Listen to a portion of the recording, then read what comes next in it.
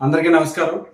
ఏదైతే యువగళం పాదయాత్రలో యువనేత ప్రస్తుత రాష్ట్ర విద్యా ఐటీ శాఖ మార్చులు శ్రీ నారా లోకేష్ గారు ఇచ్చినటువంటి హామీ, ప్రతి ఇయర్ కూడా జాబ్ క్యాలెండర్ వేస్తాను, నిరుద్యోగులందరినీ కూడా ఉద్యోగులుగా తీర్చిదిద్దుతా రానున్న 5 ఏళ్లలో 20 లక్షల ఉద్యోగాల కల్పనే ధ్యేయంగా పనిచేస్తారని చెప్పారు.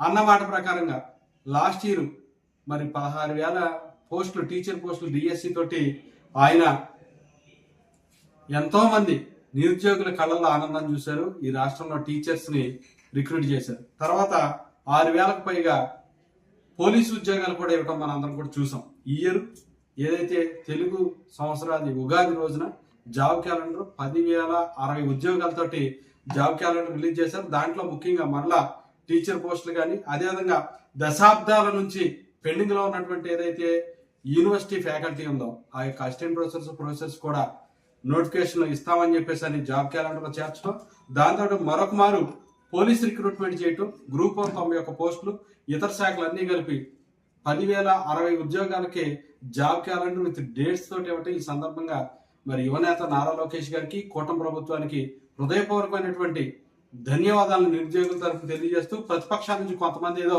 అవాకులు చెవాకులు పేల్తా అది జాబ్ క్యాలెండర్ కదా, జాబ్లెస్ క్యాలెండర్ అది ఇదని ఒకటే ఒక ప్రశ్న, మిమ్మల్ని మీరు ఆత్మపరిశీలన చేసుకోండి.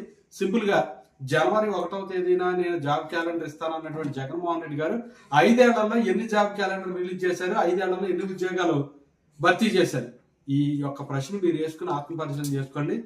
కాబట్టి ఊరికి అవాకులు చెవాకులు వెళ్తే రానున్న రోజుల 11 కూడా మిగలవాలని మీకు ఎత్తపాటు చేస్తూ, నిరుద్యోగులందరూ కూడా ఈ యొక్క అవకాశాన్ని ఉపయోగించుకుని మీ యొక్క భవిష్యత్తును బంగారు భవిష్యత్తుగా తీర్చిదిద్దుకోవాలని కోరుకుంటూ, మరొక మారు లోకేష్ గారికి, చంద్రబాబు నాయుడు గారికి, పవన్ కళ్యాణ్ గారికి కూడా హృదయపూర్వకమైనటువంటి అభినందనలు తెలియజేసుకుంటూ సెలవు తీసుకుంటాను. జై హింద్.